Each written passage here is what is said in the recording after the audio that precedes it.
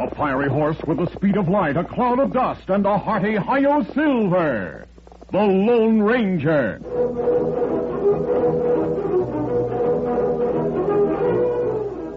Before this exciting adventure, a word from our sponsor. General Mills, makers of Cheerios, the oat cereal that's ready to eat, Betty Crocker Mixes, and Wheaties, the breakfast of champions, present by special recording, The Lone Ranger. When the weather's bad, do you and your friends ever hang around the house wondering what to do? I'll bet it happens lots. Well, you know where you can have the most fun? In the kitchen, with a package of the new Betty Crocker Brownie Mix. That's right. It's easy as can be to bake up a big batch of luscious, chocolatey brownies with Betty Crocker Brownie Mix. Everything you need is right in the package. Just add 1 egg if you like the chewy, fudgy kind of brownies, and 2 eggs if you want them soft and tender like cake. Add nuts, too, if you like. Either way, Betty Crocker brownies are the gee-I-can't-eat-em-fast enough kind. Even if you've never baked before, you'll turn out scrumptious, chocolatey, perfect brownies the very first time. And what fun you and your gang will have eating brownies that you baked yourselves. Have Mom get Betty Crocker Brownie Mix next time she shops. Then invite your friends over for some fun.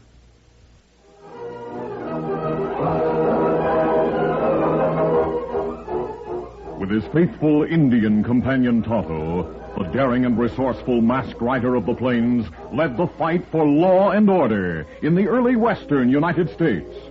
Nowhere in the pages of history can one find a greater champion of justice. Return with us now to those thrilling days of yesteryear. From out of the past come the thundering hoofbeats of the great horse Silver. The Lone Ranger rides again. Come on, Silver. Let's go, big fellow. I'm Silver. Hooray!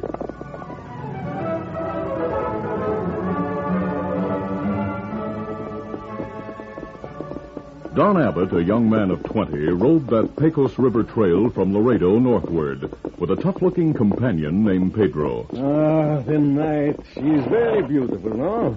Yeah. So many stars cover the sky. There does not seem room for them all. Yeah, I reckon this isn't the first time you've seen him, Pedro. You are tougher than I thought, Senor Don. Yeah, there's more important things to think about than the stars, Pedro. Once again, the two men rode in silence. But Pedro's remark about the stars flooded Don's mind with memories.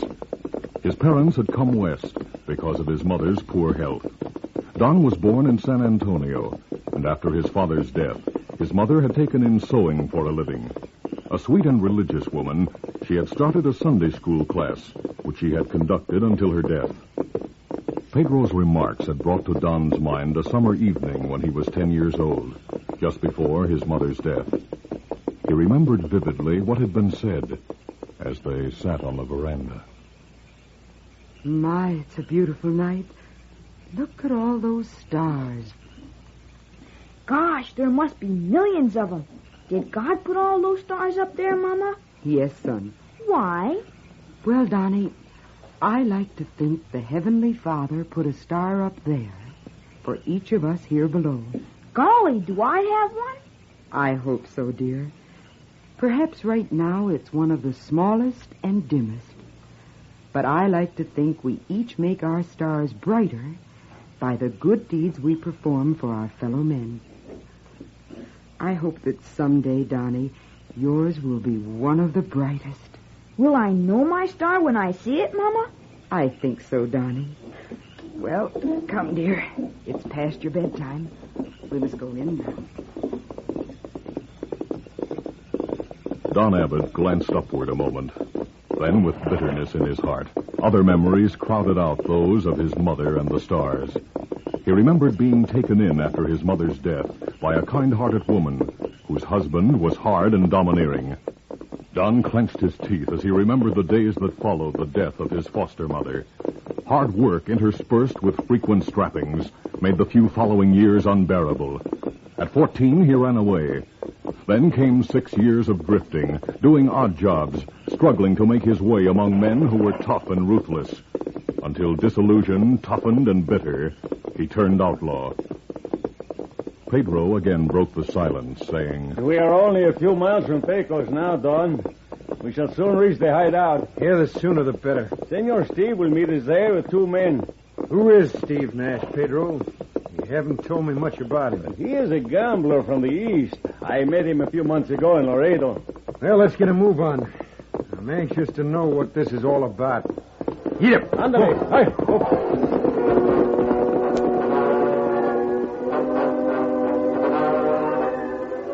Later, Pedro and Don drew rein in front of a cabin in the hills outside of Pecos. Oh, easy down.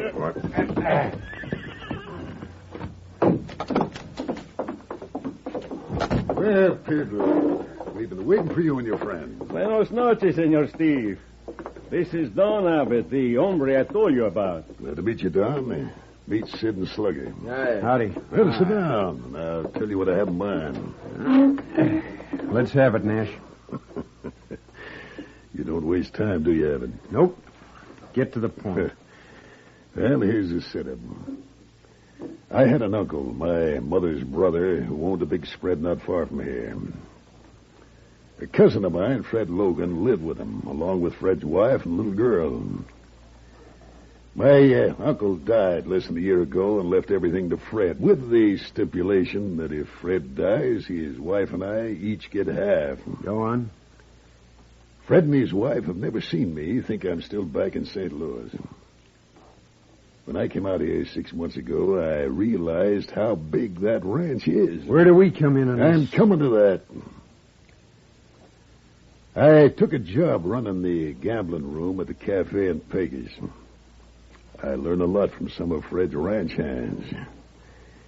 Now, it seems the foreman left with some of the cow hands to drive a herd of 500 Longhorns to Stockton. He's getting $20 a head for each of them. $10,000. That's right. Good.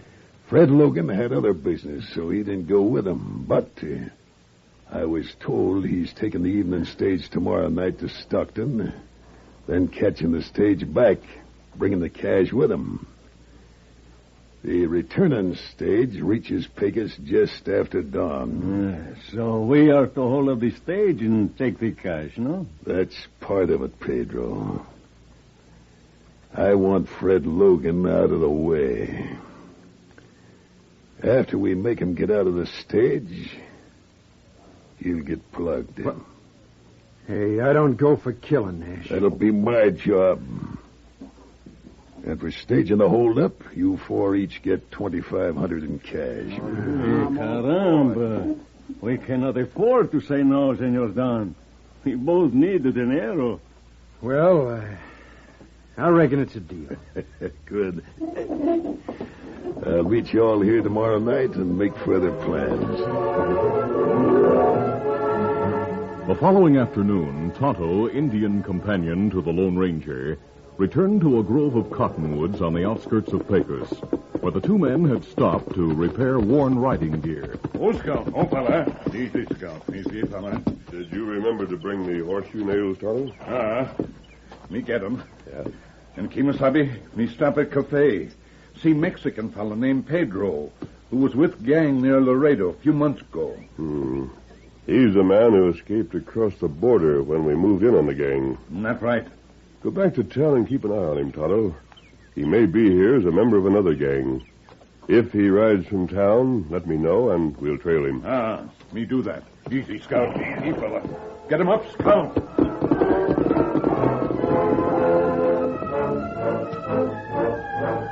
That evening at the cafe, Pedro was engaged in a card game.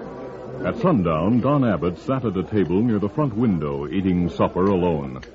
Steve Nash approached and sat down. Say, look across at the stage stop, Abbott. Huh? See that hombre standing beside a buckboard talking to a cowpoke and a little girl? What about him?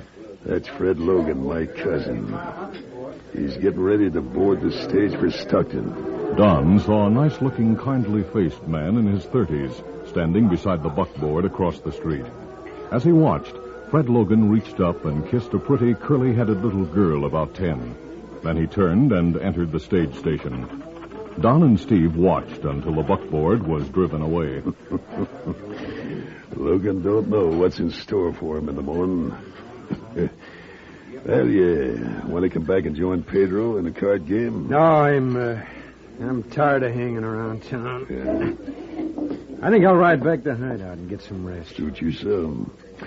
Pedro and I'll meet you and the others there about midnight. Right. See you later, Nash. Don rode slowly from town in the same direction the buckboard had taken. Darkness fell quickly, and soon he rode beneath the moon and stars. A short time later, he rounded a bend and saw the buckboard stopped on the trail. The driver was trying to replace a rear wheel which had come off. Don stopped beside the vehicle. He helped the driver replace the wheel. As he was about to mount, the little girl said, Hello, mister. Hello there. What's your name? My name's Gloria Logan. We took my daddy to town to catch the stage. I'm glad you came along to help Tex fix the wheel. Wasn't any trouble? Golly, look at all those stars up there. I like to look at the stars, don't you? Oh, yeah. Sure. That bright one up there is Daddy's, I think. What makes you think that? Because he's so good to people. Mama says she thinks we all have stars, and they get brighter when we do good for people. Well, your mother said that? Uh-huh. She used to go to Sunday school in San Antonio, and that's what the lady at the Sunday school told her. Oh, yeah. Didn't your mother ever tell you about the stars, mister? Well, I think I have to be going now. Goodbye, mister.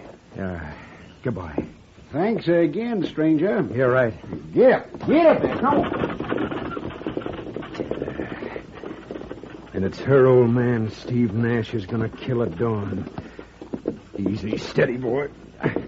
Come on, get up there.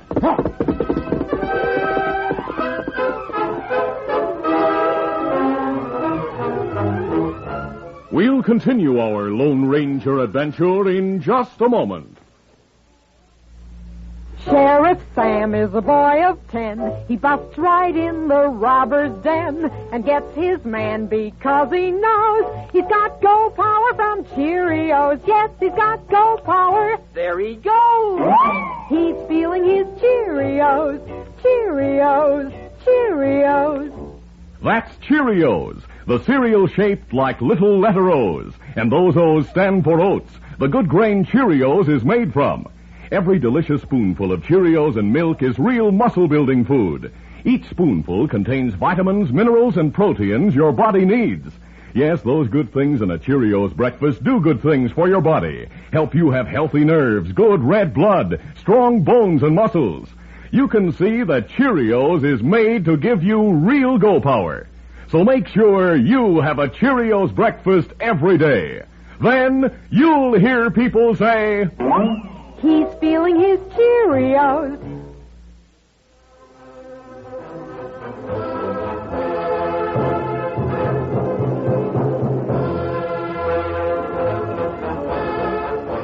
Now to continue.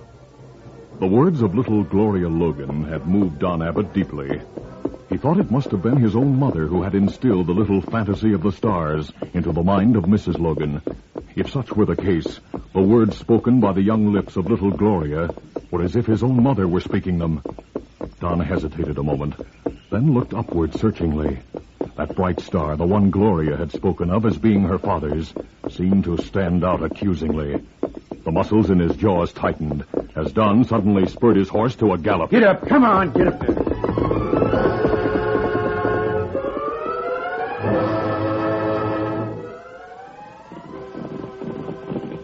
It was after midnight when the Lone Ranger heard hoofbeats passing on the trail.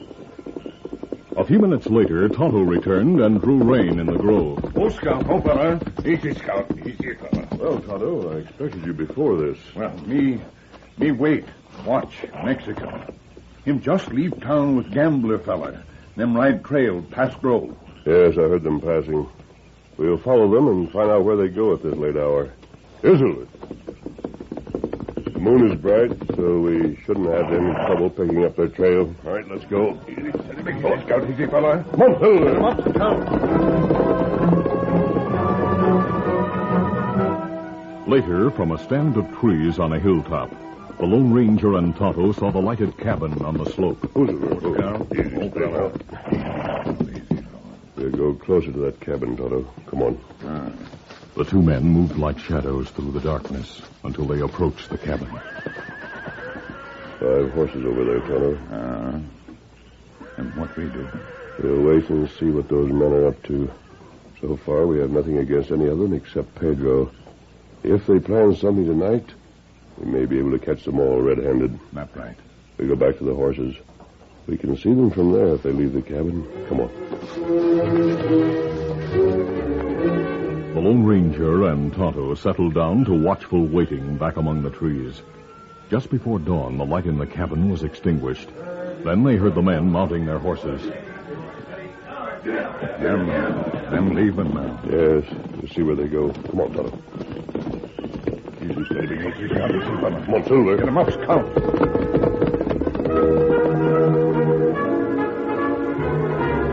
Steve and his men rode toward the main trail through the darkness.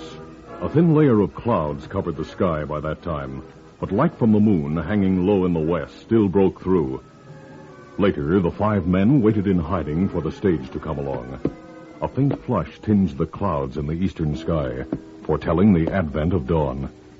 Don Abbott glanced upward at the curtain of clouds, then moved nervously in the saddle. Then... Here comes the stage, Steve. It's about time. Cover your faces, draw your guns, and let's go. That's easy. Get it back.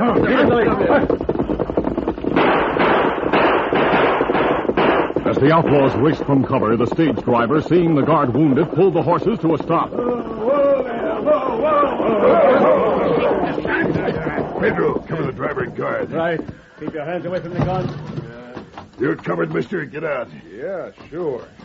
All right, drop your gun. There it is. Now throw me your wallet. Well, Throw it! I reckon I have to. Now that you have it, I might as well get back into the coat. Wait, mister. I'm not through with you yet. Everything is in that wallet, 10,000 in cash. What more do you want? I'm plugging you right now. Hold it, Nash. Abbott, let go. By thunder, I'll get rid of you. You're the fool. Now I'll finish what I started. Pedro and the other 2 outlaws turned to fire at the masked man and Indian. Use your guns. Hold it. I have my gun. Now you 2 men drop yours. The remaining 2 outlaws, Sid and Slugger, covered from behind by Fred Logan, dropped their guns and raised their hands. Tie them, Tonto, while we keep them covered. Mister, I don't know who you are, but in spite of that mask, I gotta thank you. Hello, masked man. Hi, Tonto. Haven't seen you 2 since you prevented that holdup 3 months ago near Laredo. The masked man and Indian are friends, Mr. Logan. They help the law. Well, I'm glad to hear it. I'll take back my wallet. That fellow on the ground saved my life. He kept the leader from shooting at me, and he got the bullet instead. We'll unmask these men. I know the name of this man. He's a gambler. Saw him in Laredo. His name is Steve Nash. What? Steve Nash? Why, he must be the cousin mentioned in my uncle's will. He's to get half my ranch if anything happens to me. That may be why he wanted to kill you. I thought it strange he wasn't satisfied to steal my $10,000. He was to get half the ranch. We were to get that cash. If Don Abbott had not jumped Steve and kept him from shooting... We're glad to get our hands on you, Pedro. I'll look at the wounded man now. Nice-looking young fellow. He's seriously wounded. He saved my life. I don't understand it. He's conscious. Easy, fellas, easy. Don slowly opened his eyes. He stared first at the masked man, then at Fred Logan. Finally, he spoke. You're glorious, Father. You know my daughter. I met her on the trail last night. She told me about the stars. What her mother told her. What does he mean? Gloria likes to think each person has a star of his own, and that it gets brighter because of good deeds. That's a nice thought. Nice little girl. Said what my mother used to say. There's no more stars now. I never had one. There'd be no star for me.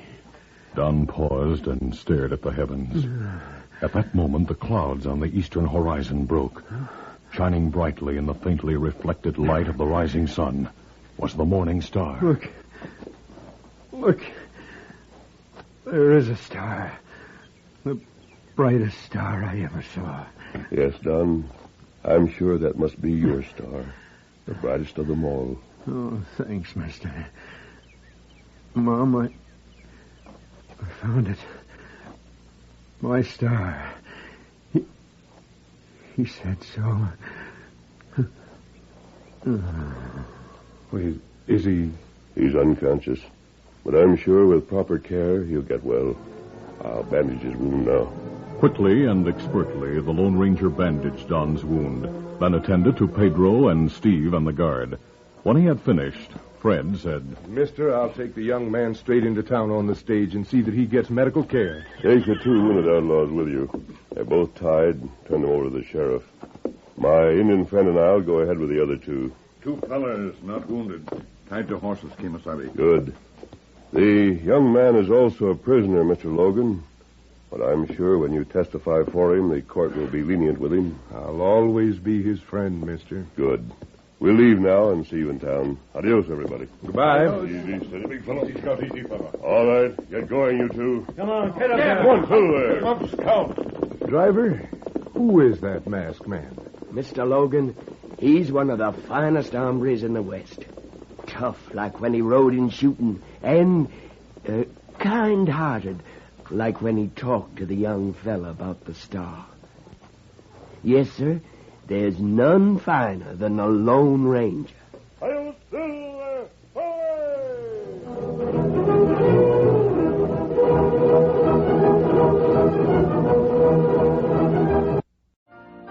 You've been listening to the OTR Gold Network. Find more classic radio at otrgold.com.